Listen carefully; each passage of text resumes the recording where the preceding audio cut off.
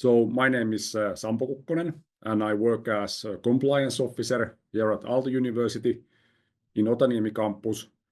And it's my pleasure to give you this presentation of export control, sanctions, and research security, what you should know as a researcher or as a member of academic community. This event is organized by Aalto Open Research Network, and I have something like 20 slides that I plan to show to you. And I think that after the presentation, then we have time for discussion.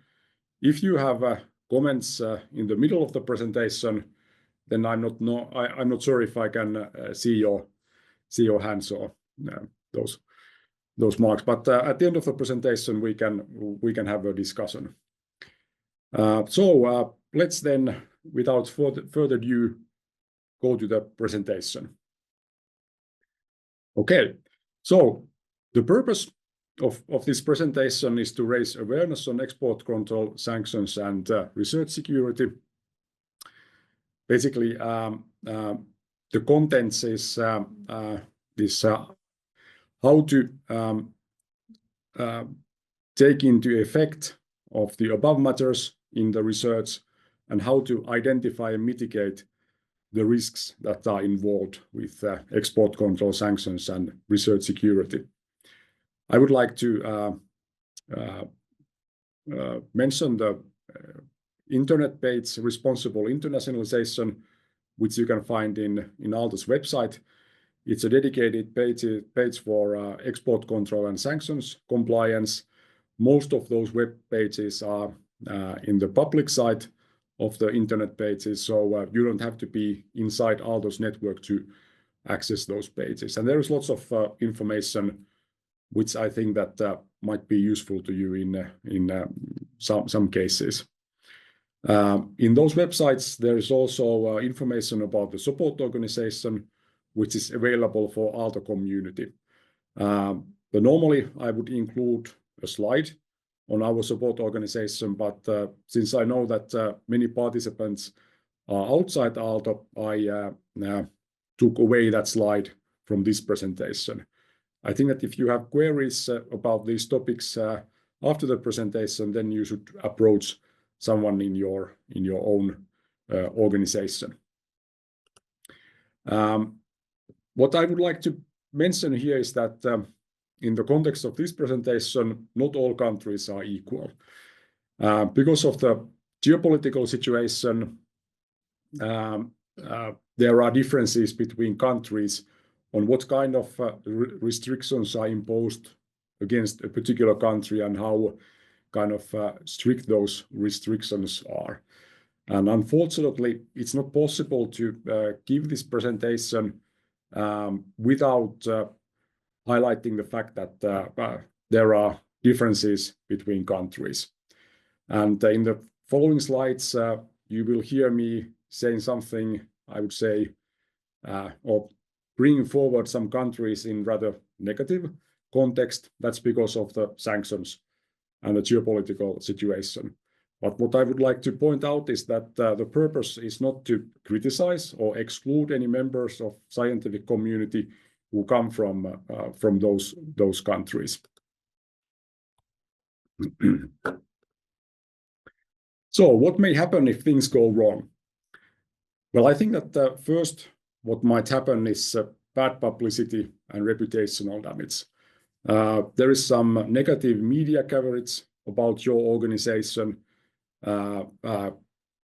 We have an example of that from, I think, a little less than 3 years ago, when a Finnish public broadcasting corporation, Yle, made a program about connections between Finnish universities and the Chinese military. And also Aalto University was mentioned in that program. One of our deans was interviewed, and there were some other Finnish universities who were mentioned in that program as well. That's an example of bad publicity and reputational damage. I don't think that universities in particular want to seek that kind of publicity. The other effect, I would say it's more serious one, is criminal liability that may come in the form of a prison sentence. In Norway, there was a case, a criminal case against a professor, former professor in the Norwegian University of Science and Technology, who was investigated by the police, and then the public prosecutor took the case to a court. The court of first instance found that the professor had committed a crime and passed a sentence.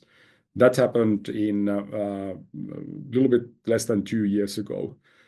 The case went to Court of Appeal after that, and last spring the Court of Appeal came with a judgment that acquitted the professor from all the charges. So basically the final decision was that the professor didn't breach the law. However, he had to spend or use many years of his life in criminal proceedings, which I'm sure that has taken a toll on him in a personal level. So if things go wrong, this is the kind of example of the very bad situation that this particular professor found himself in. And finally, if we are not careful about these things, the effect would be that authoritarian regimes become stronger because they get their hands into technology and skills that maybe otherwise might not be available to them. And what the authoritarian regimes do with these newly acquired skills is that they might oppress their citizens, they might have better capabilities to project military power, and undermine global or regional security. Now, these are pictures of some fake news, which hopefully will never come to existence. But basically, this is something that you shouldn't let happen to your research team. So we wouldn't like to see headlines which say that Aalto helped Russia build a quantum computer, or that there was extensive smuggling of quantum computer components to Iran. I'm sure that if something like this was to happen, it would be followed by media. Now, how can a breach happen?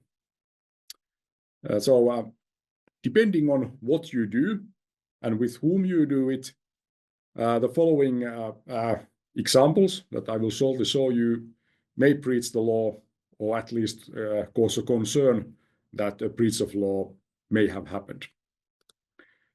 So, sending emails with detailed design specification attached to a collaboration partner in a research project, or you might assist a person with similar research interests by explaining in detail your own research findings and methodology. You might utilize your university's IT resources to run calculations for an old friend related to his or her research activity. You might advise a colleague in a sanctioned country on his research activity by phone in a Teams call. You might publish a research paper with lots of detailed information explaining how the controlled performance capabilities in a particular dual-use item are exceeded. Or you might sell or donate old research equipment that remain controlled as dual-use item without proper due diligence. Or you might send drone components to a friend in a foreign country who cannot buy them himself. I think that these examples are examples of events that, well, more or less likely might take place in a research activity, normal research activity. Well, I think that some of them might be more likely to happen than others. I think that generally speaking, you shouldn't buy any drone components to anyone. I think everybody should do their procurement by themselves. But then to discuss, send emails on research findings, I think that those are typical activities connected to any research research project. And generally speaking, they are fine. But then if you are, depending on what you are researching and with whom you are kind of having these, having the collaboration or doing these transactions, like sending information, receiving information, that's where the difficulties might arise. And then in the later slides, I will kind of tell a bit more about the facts and circumstances that you should pay attention when you or somebody else you know is doing these things. Why this topic is relevant now? I think that what can be stated is that the world has changed a lot in recent years, and this impacts all universities in the EU. I think firstly, there is increasing focus on universities from the regulators, like the authorities on export control and sanctions matters. For example, in Finland, the Ministry for Foreign Affairs has every once in a while organized trainings, or their kind of employees have been lecturing to academia about export control and sanction topics. There might be some discussions between the universities and authorities, like other than trainings, the universities might be asked by the authorities on how you deal with those types of situations and what's your understanding about those things, or certain things. I don't think that this happened that much a few years ago. And this is a kind of effect of these changes in geopolitical situation. Another change caused by geopolitical situation is new legislation. For example, the extensive sanctions against Russia because of the Russian aggression over Ukraine is a prime example here. We have had sanctions against Russia since 2014 because of the Crimea annexation of Crimea and then situation in East Ukraine. But then in 22, when the full-scale invasion was launched by Russia, very rapidly the sanction regime or the Russian sanction program was expanded radically. And that's new legislation, which basically precludes all possibilities to cooperate with persons and universities in Russia. Another example of new legislation is Council recommendation on enhancement of research security. I will come to that in a later slide. And then I think that you might say that there's more rigorous enforcement of existing laws. And finally, on this slide, I would like to mention that in universities, there is increasing awareness that typical research activities or research collaboration may cause breach of export control or sanctions in some circumstances. And how I see this in my own work is that there is an increasing trend.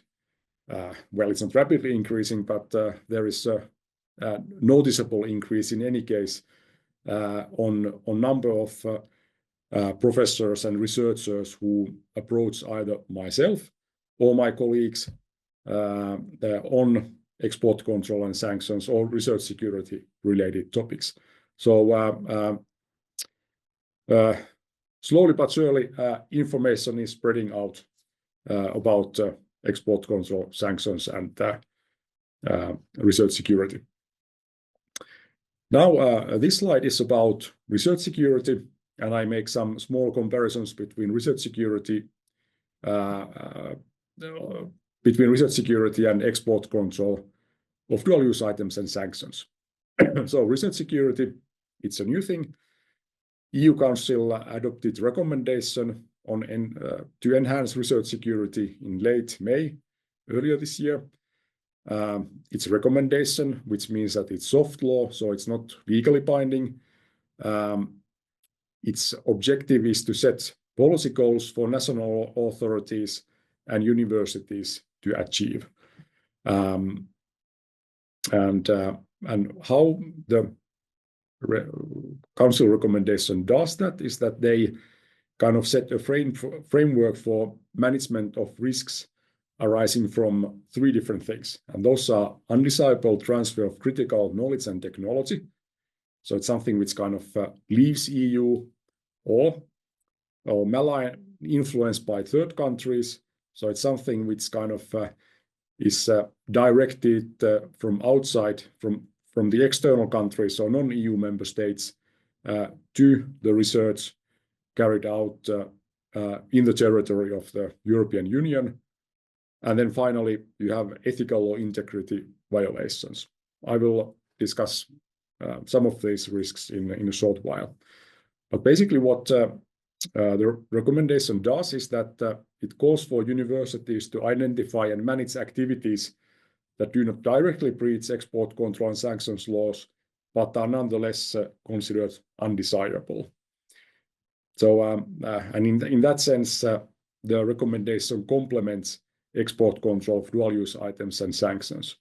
But then what I would like to point out is that the notion of critical knowledge and technology, which is one of the defined terms in the Council recommendation, it sets the bar quite low on what can be considered critical knowledge and technology.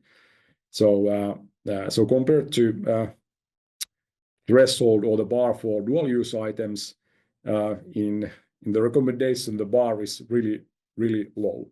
So lots of things can be critical knowledge and technology. For example, if the research has dual-use potential, then it's considered critical knowledge and technology.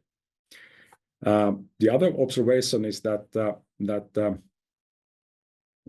risks to research security are not only some technology or information items leaving EU, but it's also something which can be kind of directed from outside EU to the EU institutions and people working for those institutions. For example, if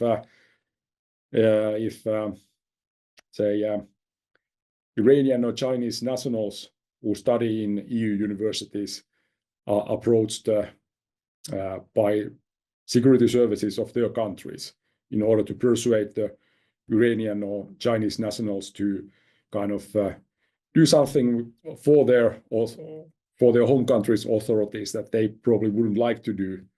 That's a breach of research security. And then this third category of research security or the risks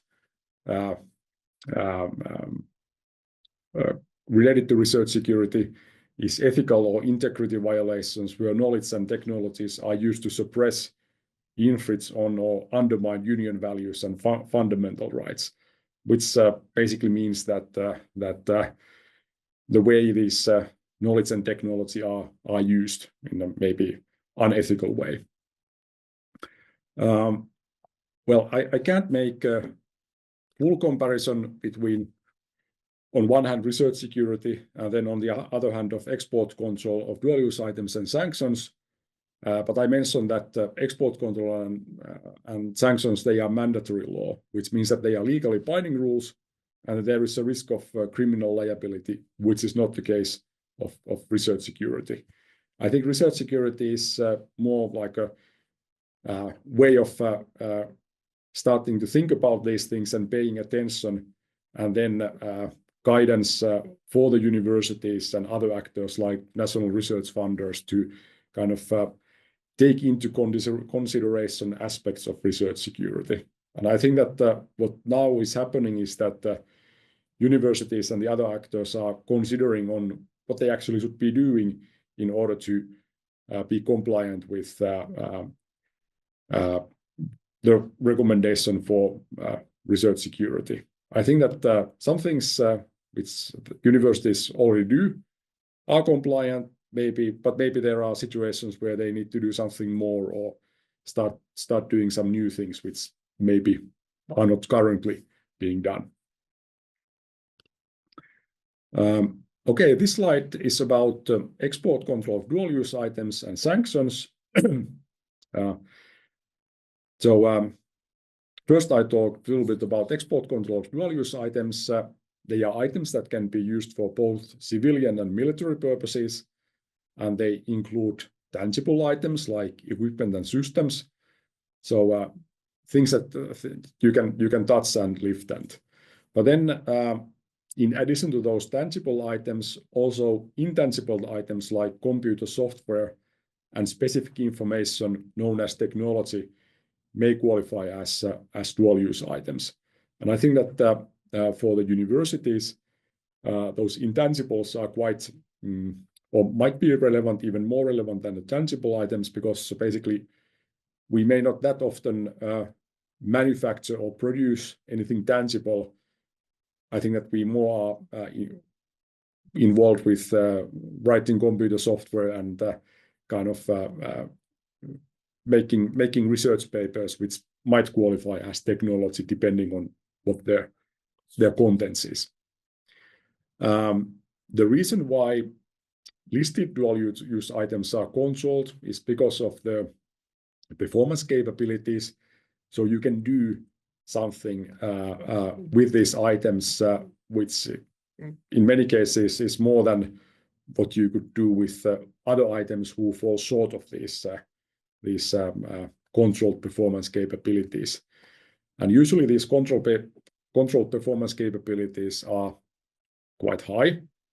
So not just any piece of equipment can meet or exceed the controlled performance capabilities. You need to kind of reach the bar, so to say. I have an example of this controlled performance capabilities in a later slide. And then if you are dealing with dual-use items, so you have exceeded the controlled performance capabilities, then the legislation kicks in, and the effect is that you are prohibited to export dual-use items or provide technical assistance outside EU without a license from authorities. And in some cases, you need also a license for intra-EU transfers. It depends on what kind of dual-use item you are dealing with. Then some words about sanctions. Well, firstly, I would like to mention that the product coverage of sanctions varies between sanction programs, and there are lots of differences between sanction programs. On one hand, you have very extensive programs like the Russian sanction program, and it includes low-tech consumer items. Basically, the product coverage is very, very extensive. If you go to a Gigantti store or like where you normally buy home appliances like TVs or washing machines or drones, or then they are normal items. So you can like buy them in a store in Finland without any license from anyone. You couldn't export those to Russia because they are part of the product coverage of a Russian sanction program. Then on the other hand, there are sanction programs that are quite narrow. For example, there is one against Turkey, but it doesn't include any sectoral sanctions. I think there is only a few persons or maybe a couple of companies designated, so you can't deal with them. But you probably won't see these persons and companies in academic circles.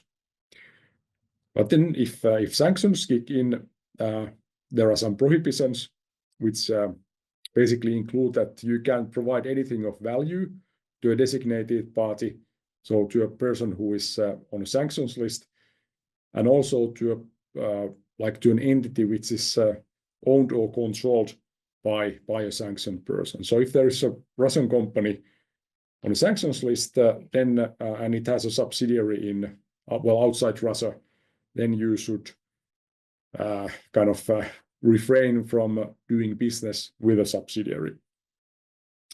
Another prohibition is that you can't export or provide technical assistance to a sanctioned country or for use in in such country.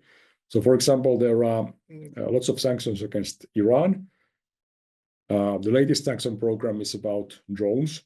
So anything that has to do something with drones, you can't export it to Iran, and then you can't provide technical assistance. Basically, help somebody in Iran with regard to drones. I will come to technical assistance in a later slide. Sanctioned countries are not EU members, so it's always something that kind of happens outside EU. What the export control of dual-use items or this kind of legislation targets is to keep advanced items away from the hands of actors like the bad guys who could use them to undermine security or for internal oppression. I think that I once heard a US regulator saying that their job or his agency's job is to keep the most sophisticated US items away from the hands of the most dangerous people in the world. So I think that it kind of gives you a good idea on what the regulation is about and how the regulators see their task. For the sanctions, the target is to bring a change to the harmful policies of actors by imposing sanctions on them. Well, for example, the Western countries don't like Russia invading Ukraine, and in order to kind of decrease the Russian capabilities to wage the war against Ukraine, extensive sanctions have been imposed against Russia. Well, unfortunately, the war goes on strong. So I think that the sanctions are not strict enough, or maybe the enforcement of the Russian sanctions is not strict enough, because apparently Russia is still able to procure items and technologies that they can produce themselves. Well, this the left-hand side of the slide shows, or the top part of the left-hand slide shows the cover page of the EU list of dual-use items. So it's Annex 1 to the EU dual-use regulation, and it basically lists all the, well, dual-use items. And there are altogether 10 categories, which you can see in the text. So I think that's the place that you should go to find out what the control performance capabilities are. They are all listed in that document. Then in Finland, we have what is known as the national control list. Currently, it's in Finnish and Swedish only as the official versions. In our university's website, we have an English translation of the text as well. But basically, Finland, or the Finnish government, uses the option given by the EU regulation and introduces a national control list, which includes certain items which are not controlled by the EU. And those items relate to quantum technologies, semiconductors, and I think material technologies. It's the national control list is considerably shorter than the EU list of dual-use items. On the right-hand side, there is a picture from a website known as EU Sanctions Map. It gives you information about the EU sanction programs in place. So the countries with this green color are countries against which EU has imposed sanctions.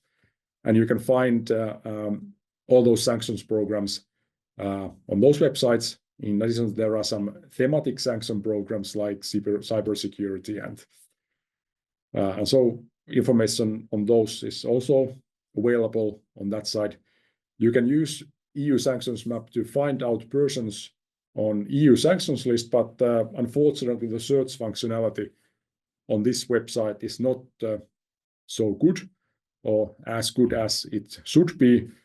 So I think that it's better to use either commercial service or then find this latest version of the EU list of all the consolidated list of financial sanctions. It has hundreds of pages of text, and then if you use the search functionality of PDF tool, then I think that you are more likely to kind of get the hit than with EU sanctions map. Now I would like to give an example of a dual use item. So this is something which happened Aalto some time ago. We have in the past we have sometimes applied for export license. We don't do it very often, but it has happened a few times. And in this particular case, we applied for a license to export technology. So specific information like drawings and plans and diagrams and those types of things, which related to certain tangible items. And these items qualify as dual-use items, and export took place to a collaboration partner outside EU in connection with a research project. So the technology was 3E001, and this is the definition of that technology in the EU list of dual-use items. So the definition is quite brief. It makes reference to equipment or materials specified in 3A, B, or C. 3 refers to category. It's electronics. And then A, B, and C, they are subcategories. So basically, it's specific information for the development or production of certain tangible items, which are defined in other parts of the EU list of dual-use items. Development and production are defined terms because of these signs, and then you have definitions for development and production. Basically, they are quite extensive definitions. So production means all the stages that you need to do for manufacture of a certain physical item, and development is kind of this research and development phase. Well, the definitions for the tangible items to which the specific information relates to are shown here. And then on the right-hand side, there is an example of the general purpose integrated circuit, of whose example or the particular item is analog to digital converter, or ADC. So this 3A001 is quite a long definition. It has lots of different subsections. I have copy-pasted certain parts to this slide. So basically, what the research team was doing was that they were developing analog to digital converters, which met with these performance capabilities that you can see on the lower part of the slide. So it talks about resolution of 8-bit or more, but less than 10-bit, with a sample rate greater than 1.3 giga samples per second. So we didn't physically make these, but then we kind of we produced or generated so specific information that that kind of exceeded the threshold for dual-use item, and kind of we kind of did our research, and we the information that we generated in context with the research described on how to develop or produce these physical items which meet with these defined performance capabilities. And because we had this detailed specific information in our hands, and then our collaboration partner was outside EU, then we had to firstly identify the situation and then apply for a license from the authorities. And after the license was received, then we were able to pass on the information to our collaboration partner. So I think the difficult part here is that, well, I mean, you have like hundreds of pages of these very technical descriptions, which are written with the same precision and accuracy that you would write a legal text. And then you need to be an expert in this particular field of electronics to kind of understand what this means. And then you need to be able to kind of identify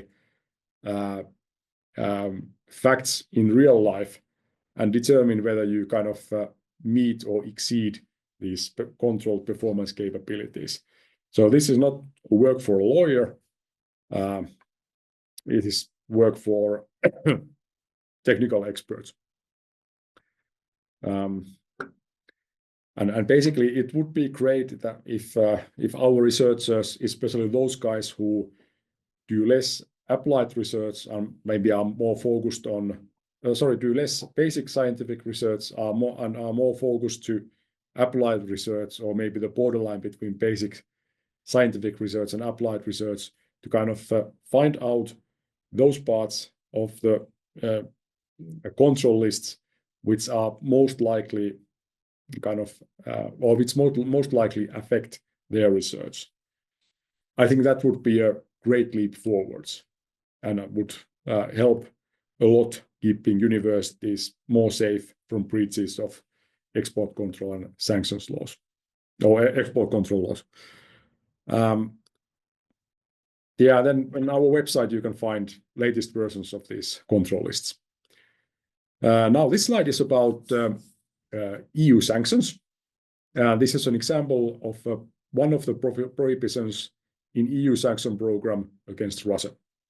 So the Russian sanctions are very extensive, and one of these prohibitions relate to components especially designed for quantum computers. So the regulation, or the piece of legislation where this prohibition is found, is EU Council Regulation 833/214. It's the sectoral sanction regulation against Russia. Basically, all the sectoral sanctions are written inside that Council regulation. It has lots of annexes. Then the annex in this case, or annex relevant in this case, is Annex 7, which includes the following texts. So the upper text talks about tangible items like equipments and components specially designed for quantum computers, and the text continues. In addition, there is another prohibition which talks about software specially designed for the development, production, or use of equipment or components specified in XA Roman numeral 8.002. So it was this upper excerpt. So if you have physical equipment, or if you have software that meet with these definitions, then they are caught by the EU sanctions against Russia. So those you can't export to Russia. But then this is not all the prohibitions, because there is more. So also provision of technical assistance and other services to Russia or for use in Russia related to the equipment and software is prohibited. So technical assistance, I have taken the definition from the regulation here.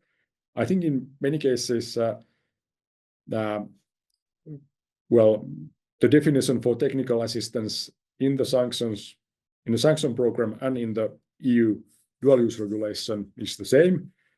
So it talks about technical support related to repairs, development, manufacture, assembly, testing, maintenance, other service. So it's quite extensive, and it can take the forms like instruction, advice, training, transmission of working knowledge or skills, or consulting services, including verbal forms of assistance. So basically, it means that none of these things, if they have something to do with quantum computers, and then the partner is in Russia, you can't do that. The Russian sanction programs knows the concept of other services, and it's kind of in addition to technical assistance. So technical assistance in itself has quite wide scope, but then other services adds to that. And well, the Commission says that it covers all services that are related to above-mentioned equipment, components, and software, and to the provision, manufacture, maintenance, and use thereof. So I think that the Commission has wanted to make sure that if there are some gaps in the notion of technical assistance, then the other services will kind of fill those gaps, because they have wanted to build quite extensive prohibition with the use of this terminology. And what this means is that a telephone call or email from Otaniemi or some other campus in EU to a person in Russia on quantum computers qualifies as breach of sanctions. And you don't have to physically export any equipment or memory stick software written on it from Finland to, or from EU country to Russia. It's enough if you kind of discuss with a Russian scientist or researcher on quantum computers over phone, or you have email correspondence. Basically, what these Russian sanctions means is that collaboration involving Russia or a person in Russia is not possible under any circumstances, whether you are dealing with quantum computers or not.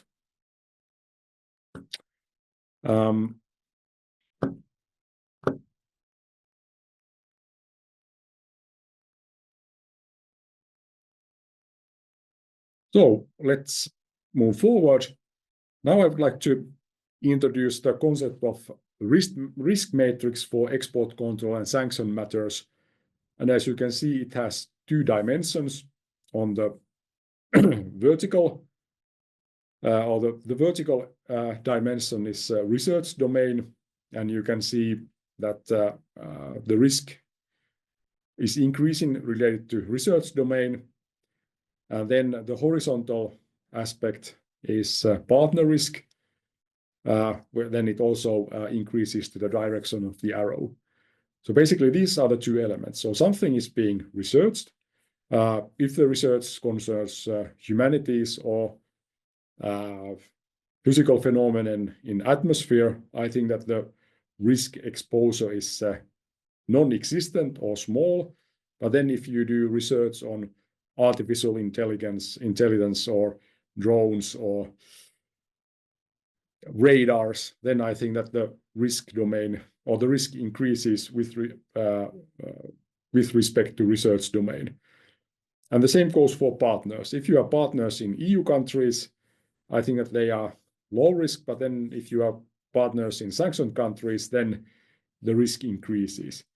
And what you get is this kind of field where you have low risk research domain, or the combinations of low risk research domain and low risk partners, and then high risk research domain and high risk partners, and then the variations in between. Well, I have given some examples here. So if you do research in applications of road construction, so how to pave roads and those types of things, and then you have partners in EU countries, you could argue that it's low risk research domain with low risk partners. But then if you are doing research in applications of civilian nuclear technology, especially if you are in high technology readiness level, so kind of you are close to the reactor and you are close to the kind of somebody, a nuclear supplier, kind of using your ideas and research of results of your research in their own product offering. And in addition to that, you have partners in a sanctioned country, for example, in Iran. I mean, one of the oldest sanction programs against Iran is concerned with nuclear technology. So then in that situation, you are doing high-risk research domain with high-risk partners. And basically, the idea is, or the message is that don't be in the red box. So I think you shouldn't be doing high-risk research with high-risk partners, because then the risk exposure is just too high. Now, if you do a low-risk research domain, and you have high-risk partners, then you should be cautious about your dealings with high-risk partners. I will come to high-risk research domains and high-risk partners in the next slide. But what I would like to point out is that there is nothing in export control and sanctions laws that prevent you from doing research in any high-risk research domains. So anything can be researched, and I'm quite sure that many people in Europe would like to see Europe leading research in maybe in civilian nuclear technology, but I'm sure that in quantum technologies and other fields of emerging technologies that either nowadays are subject to export control laws or maybe in the future will be. So everything can be researched. If you do research in high-risk research domains, then I think that you need to be more careful on your collaboration strategies and who are your partners. Maybe finding partners in Chinese universities who are known for their collaboration with the People Liberation Army may not be the best idea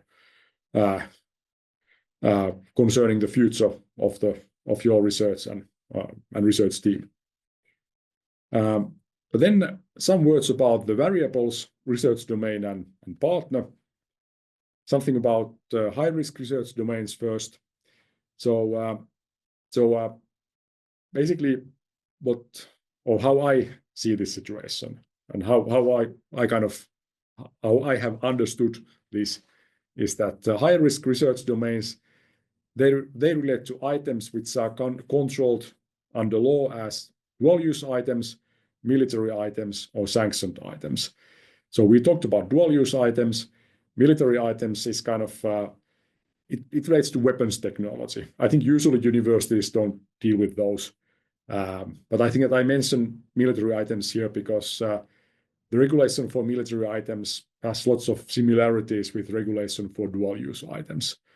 So they have some controlled performance capabilities. I think that the military items are more kind of inclined towards military use, and they are probably used only for military applications. But I mean, if you are researching those or dual-use items, and then you kind of exceed the threshold for something to be considered as dual-use items, then you are in high-risk domain. And then sanctioned items, it's kind of I think this is a partner-specific thing. So if you are collaborating a lot with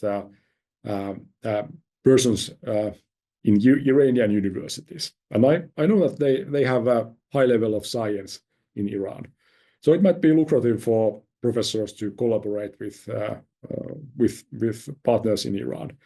So in that case, the professor or the research team should be careful on what kind of collaboration they do. If the collaboration has something to do with drones or nuclear technology, then it's questionable how much you can collaborate because of the EU sanctions. I mean, if you were to collaborate on drones with partners from Japan or Taiwan or South Korea, then you wouldn't have to be concerned about sanctions and much less about the Iranian sanction program. Then something about high-risk partner.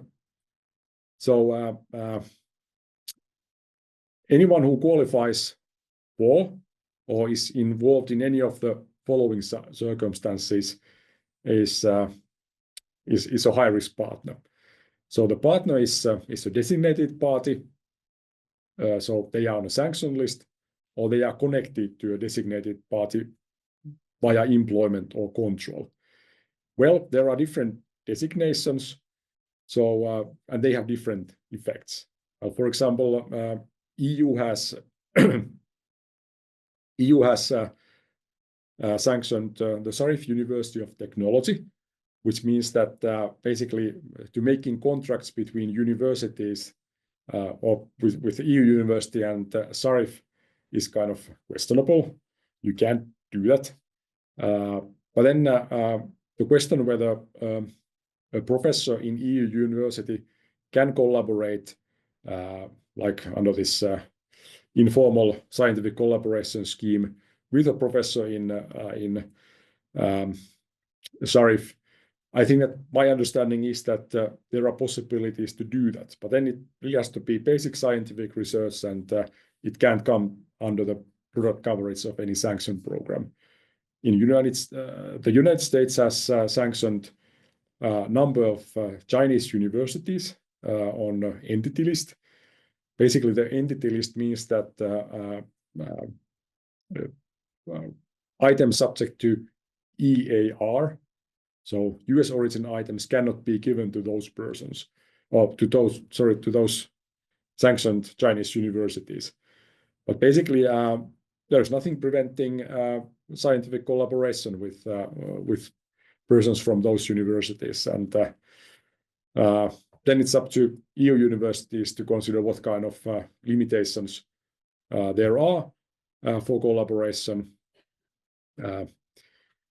Well, the other example is prohibited end uses, which means that if the end use is kind of has to do with proliferation of weapons of mass destruction, so chemical, biological, nuclear weapons, which kind of are diverted to, say, North Korea. Those are examples of prohibited end uses. Or if somebody uses kind of or accumulates capabilities to build up conventional weapons or carry out internal repression or violations of human rights and international humanitarian law. I think these are examples of these violations happen many times in war zones. So cities are razed to grounds and those types of things. So I think that if there is that type of end use, or suspicion that that type of end use becomes kind of or might realize from the collaboration, then you're obviously dealing with high use partner. End user, it's kind of the person who takes the items or technology in his or her hands and then does something.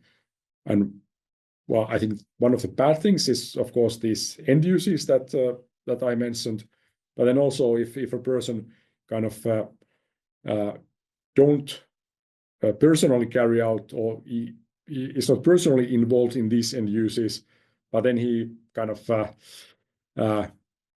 diverts or channels the equipment to somebody who then actually develops nuclear weapons or missiles that can carry nuclear weapons. And then the final example is a partner who comes from sanctioned or embargo country. I think in this case, if you are collaborating with professors in Iranian universities, you should pay attention to the EU sanction program against Iran.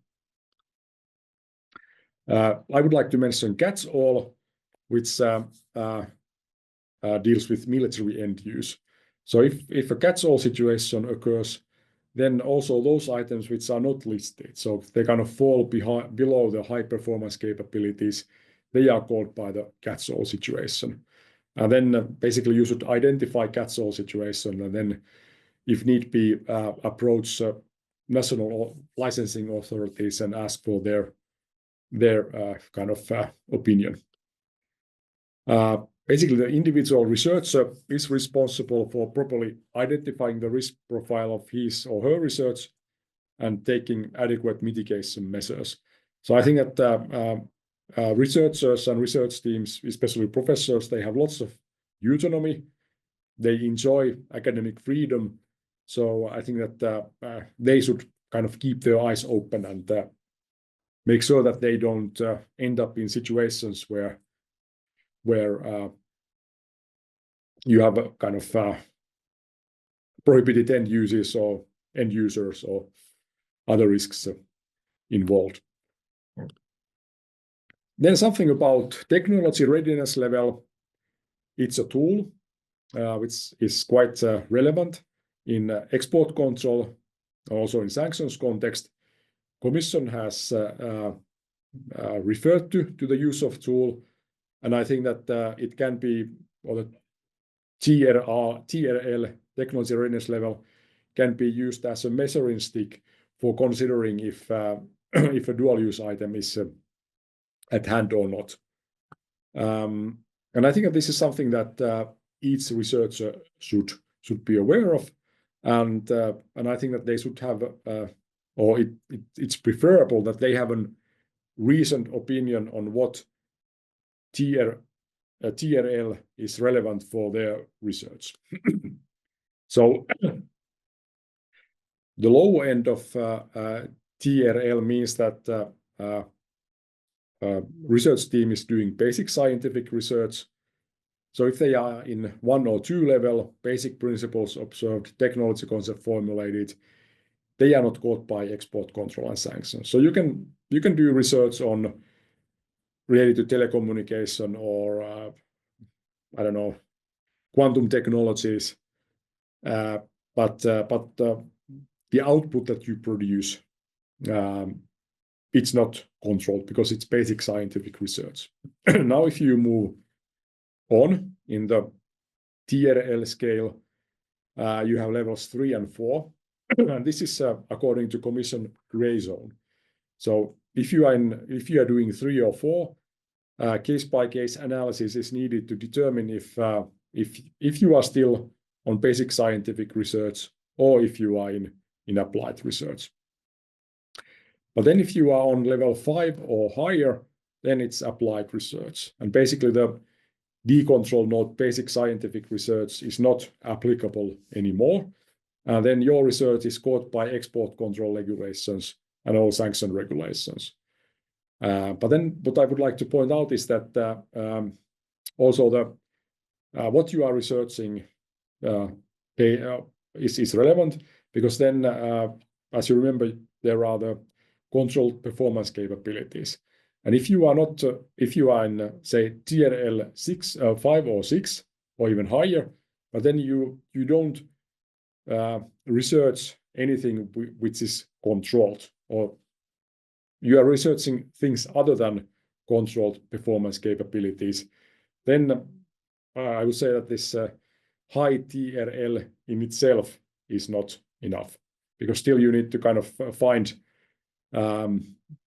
relevant text in the control list which says that you have kind of these radiation hardened circuits or cameras that can take so many pictures with so many megapixel accuracy.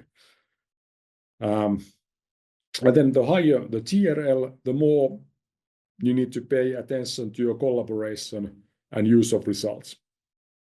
If you are in TRL 1, you can publish quite freely. If you are in a higher TRL, then I think that you need to be more careful on the level of detail in your publication and the level of detail in your communication between collaboration partners. Well, I think generally speaking, my understanding is that in universities, well, this kind of what our professors are doing is probably more directed towards basic scientific research than towards applied research. Well, I think that in some fields, like in emerging technologies, it may happen that this technology leap from lower TRL to higher TRL might happen quite fast. And if that happens in your research team, then I think that you should then kind of realize that, hey, we are now on a higher TRL level, and now there are more responsibilities with regard to due diligence that we need to pay attention to.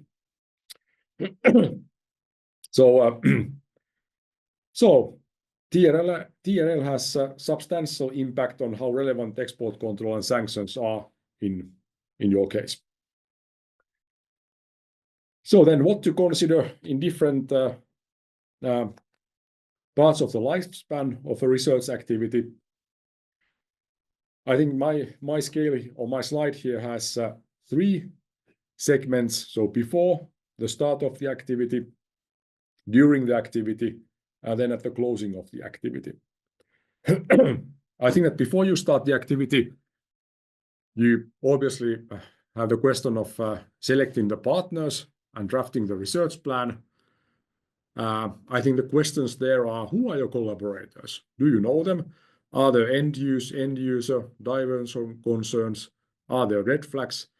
In our website, there is a list of red flags that if you observe them, then it might be a good a decision to pause and find more information, maybe ask for advice in your own community. Then what do you plan to achieve in the research? Is your activity basic scientific research or is it applied research? What is the initial and expected TRL? Will you be providing or exporting controlled items or providing technical assistance? So these are the questions that you would be asking before the start of the activity. During the activity, research in-house and with collaborating partners takes place. There's also project monitoring. So the questions are, does the activity proceed as envisaged before the start? What research output is actually exchanged between you and your collaborators? If you are dealing with controlled items, do you have licenses granted before you export them? Are you providing technical assistance to a controlled item requiring license? Because, I mean, obviously, during the research project, collaborators tend to talk with each other, and it's fine. It's something which kind of it's part of the international collaboration, and in many cases, there are no questions about that. But then, depending on what you are researching, what the TRL is, and who are your collaboration partners, like in which countries they are, then in some situation you need to be more careful. Then when the activity closes, you have the question of which results to disseminate and whether they are results to protect. So was the outcome of the activity what you envisaged it with regard to research being basic scientific research or applied research? And what was the TRL that you achieved? Did you generate dual-use items? If yes, will you need the license for their export? So is there export happening? I think that publication is also act of export. So maybe if you have a very detailed description, lots of detailed information which qualify as a dual-use item, and I think obviously you want to make a publication, or the professor wants to make a publication. I think that there are two options. Either you apply for a license for publication, which I think that at least hasn't happened in Aalto, or then you kind of leave out some parts of the publication, which then remove the dual-use status from the intended publication. I think this latter choice, so leaving something out, in my view, would make more sense. And then, as you know, we have this principle, as open as possible, as closed as necessary.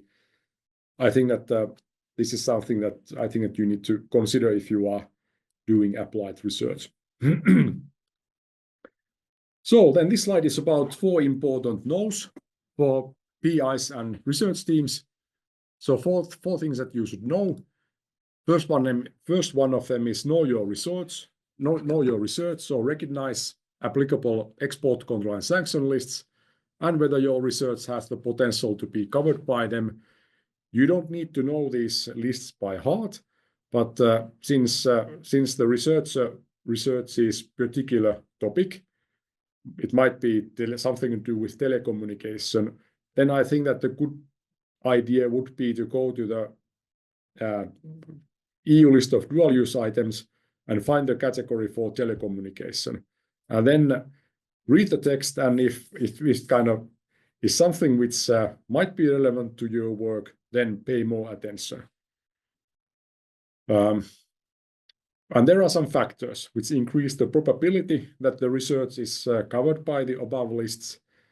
So the first one is the technological readiness level, if it's 3 or higher. So if it's 3 or 4, it's a gray area. If it's 5 or higher, then it's applied research. And then known or suspected medium or high utility in dual use or military applications. I think that this is a kind of way of saying is that if it seems or if it appears that what you are doing might be something that defense manufacturers or military planners or generals might be interested in because it brings them more capabilities or more functionalities, like make missiles reach their targets more accurately, then I think that it's a relevant piece of information. Maybe you should then consult controlist and see if you are if you are actually researching something which qualifies as controlled performance capability. And then if you have connections to a sanctioned or embargo country, then product coverage of sanction program becomes relevant. And then what you should also remember is that if it's a sanctioned country, then export of dual-use items cannot be done because most likely you won't receive a license from the authorities. Then know your exports. So it's what all these transactions that takes place between research teams or within research programs, research projects. So recognize if your research entails export of controlled items from EU, or in some cases, intra-union transfer, so transfer from one EU country to another.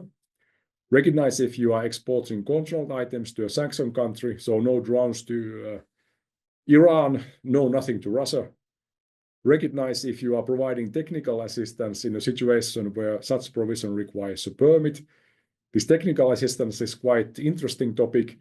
A telephone call from a person physically in Otaniemi campus to a person in Moscow Institute of Physics and Technology, explaining on how to solve certain situations or problems related to design of or writing a software code for a quantum computer is technical assistance, and it's prohibited.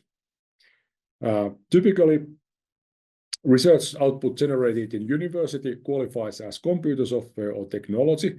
So these are kind of these subcategories of dual-use items that I think we most often see, but in some cases we also generate dual-use tangible items. So it might be equipment, chemicals, materials. I mean, some of our research teams put satellites in space. They are very much tangible items, and they are also controlled. Satellite is controlled as a whole, and then some, well, depending on what the satellite consists of, individual components of a satellite might be controlled as well. Then you should know your research inputs.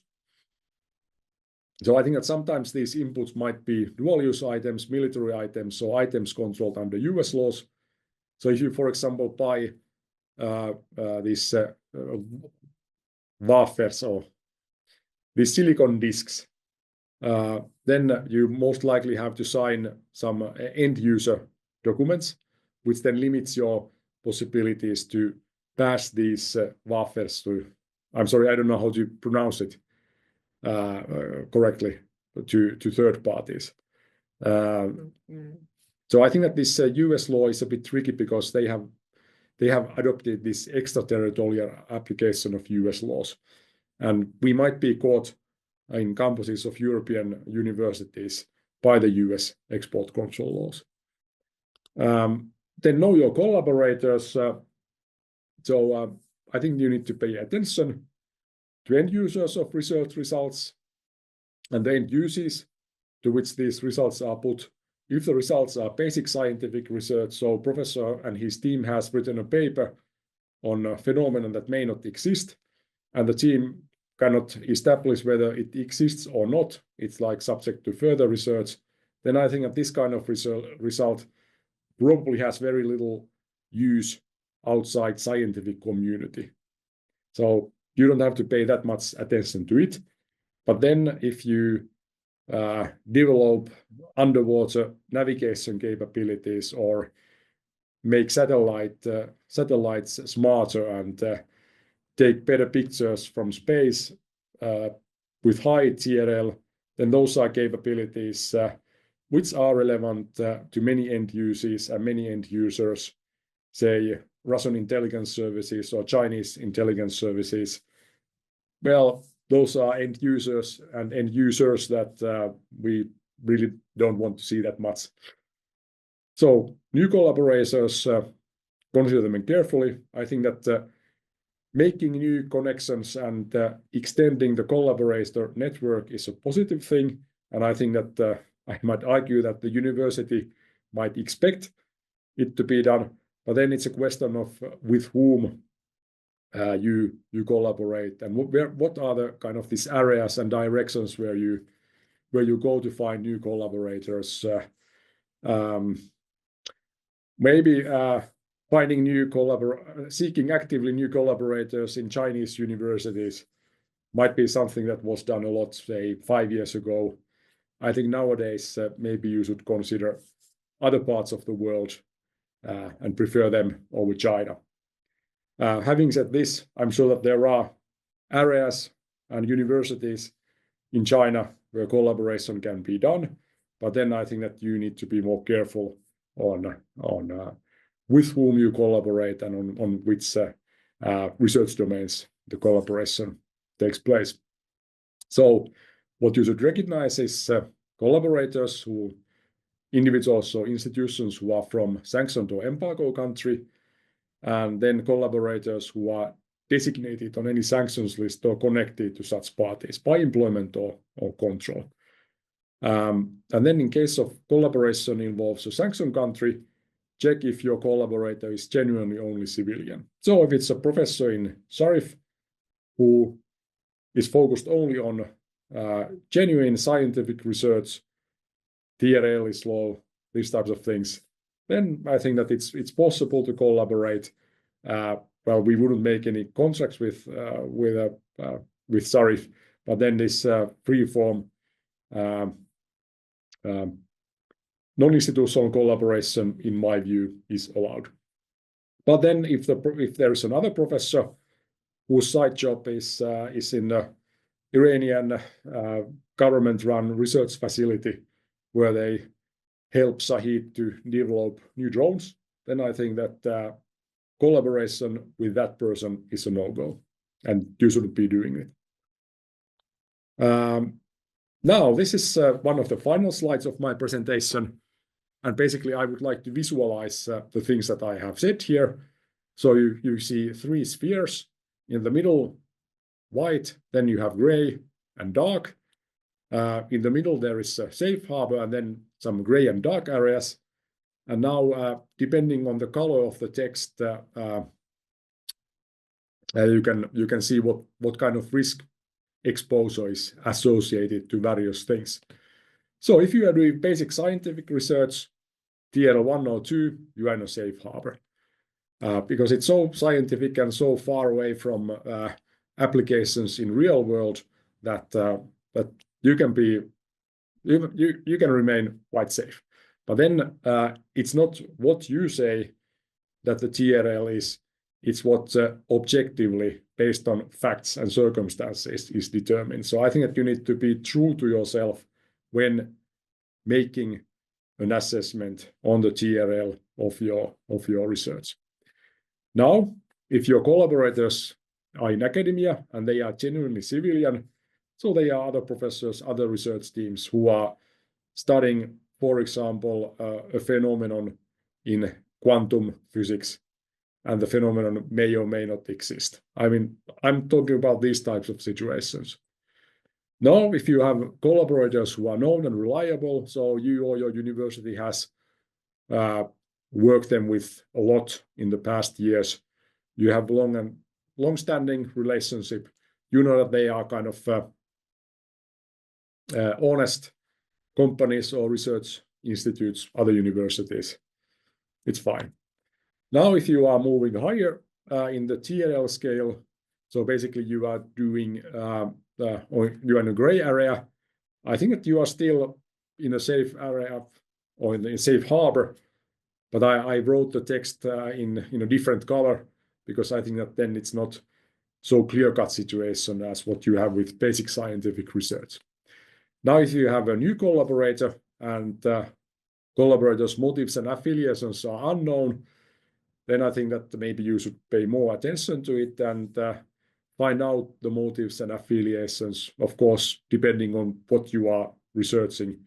If you are researching something which is very far away from any military or security applications and the TRL level is not that high, then I think that you don't need to pay as much attention as if you are doing something in a higher TRL scale and with more relevance to military applications.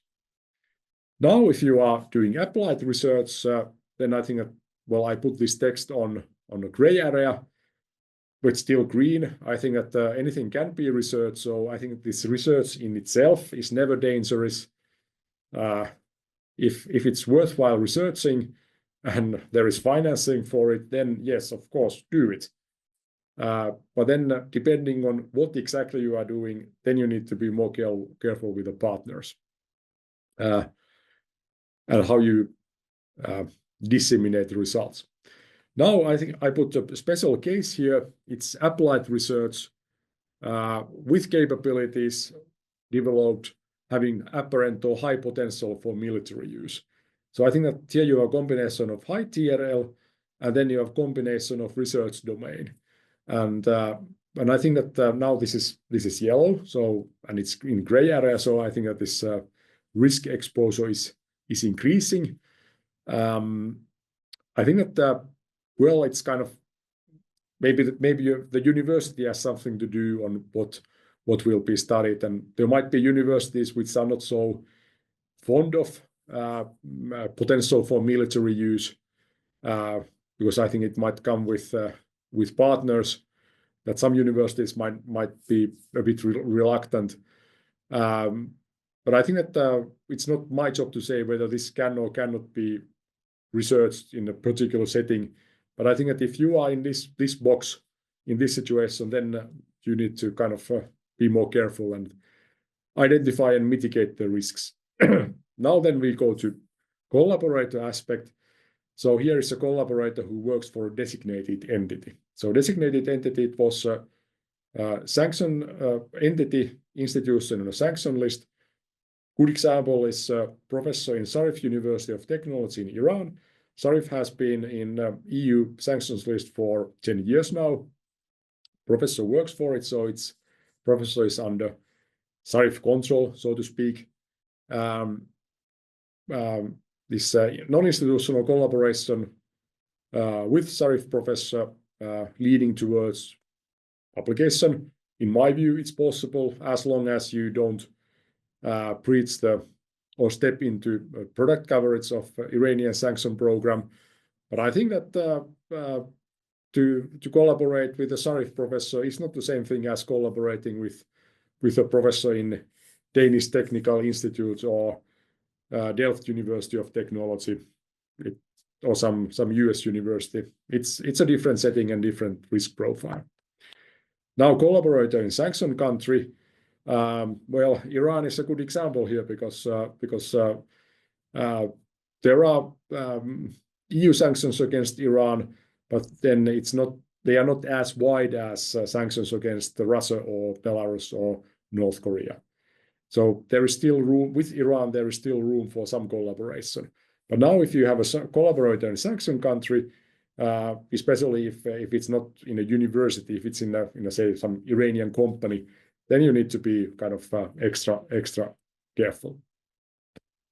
Collaborator produces defense items. I think that this is I would say specific situation. Well, I'm sure that many countries have their own defense manufacturers, and it may not be so unheard of that these defense manufacturers collaborate in some situations with universities in their countries. And then it's possible to do collaboration with a defense manufacturer, which is qualified as basic scientific research, or the collaboration itself doesn't have anything directly to do with military items. So I think those situations, I would say, are fine. It's about university policies and those types of things. But then if the collaborator comes from another country and you know that they have a kind of maybe defense arm, and then especially if what you are researching could be easily kind of diverted or taken into use in the defense arm, then I think that you need to be more careful, especially if the country is far away, or maybe the country has a questionable track record in human rights, or these types of indicators. And then diversion concerns. So diversion to prohibited end uses or end users. Then finally, there are red things. So these are illegal things. So exporting controlled item without a license or contrary to license terms, it's something that should never take place.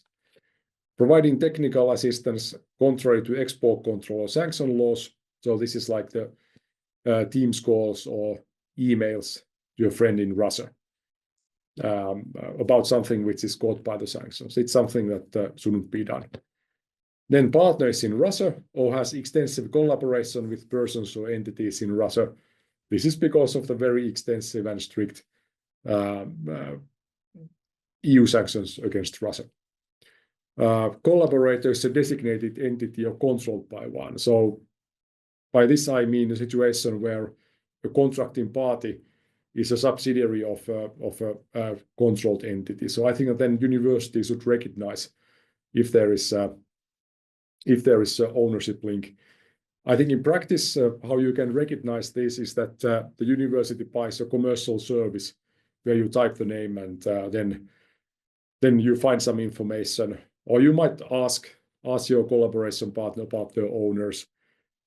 Usually these investigations take some time, and maybe it's a good thing that those people who are trained to do them do those things.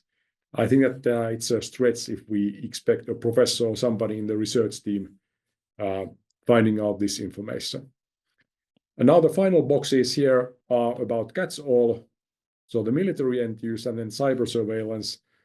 These are particular situations recognized in the EU dual-use regulation, where also non-listed items could become subject to export control regulation. So catch-all, it means military end use. So like using a component as part of a military item, or there were some other examples as well on military end use. Cyber surveillance, it's kind of extracting information on telecommunication networks. So I mean, if you are like kind of calling your friend, and then someone else kind of is able to listen to your conversation, maybe read your WhatsApp messages, find out where you were when you made that call, how long it lasted. So those are examples of cyber surveillance. There is quite recent EU guidance on cyber surveillance. I think it was published something like maybe 2 weeks ago. So if you are interested in it, there is recent documentation about cyber surveillance. So as for the green items, the instruction is that move away from the safe harbor only after informed decision. So if you are in safe harbor, many things are easier for you. But if you then leave the white area and go to the dark area, then you should that decision should be based on facts. Now, if you are in the red area, then you need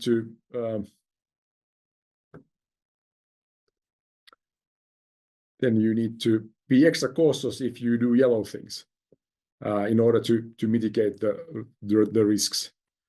Then if you are in Well, the message is that don't do and don't be involved in red things, because those things are illegal. Maybe for some things you can get the license. So if you have a license and you make the export in accordance with license terms, then there is no breach of law.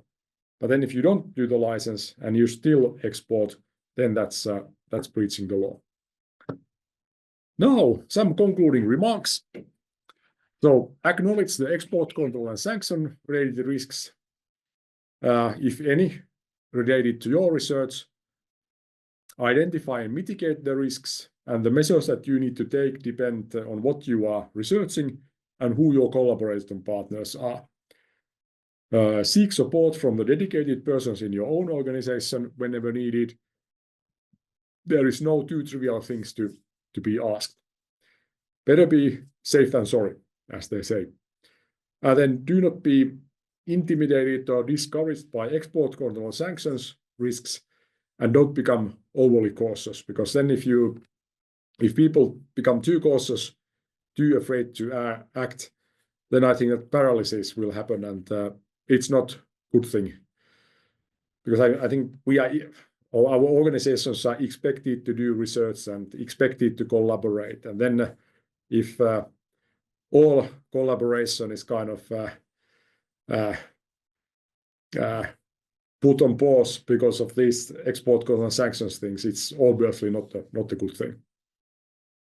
Most of the collaboration partners are legitimate, and I think that most of the research universities generally do are basic scientific research, or maybe they are in the borderline, but still they don't produce results which qualify as dual use items. No, so this is end of my presentation. So floor is now open for discussion and comments.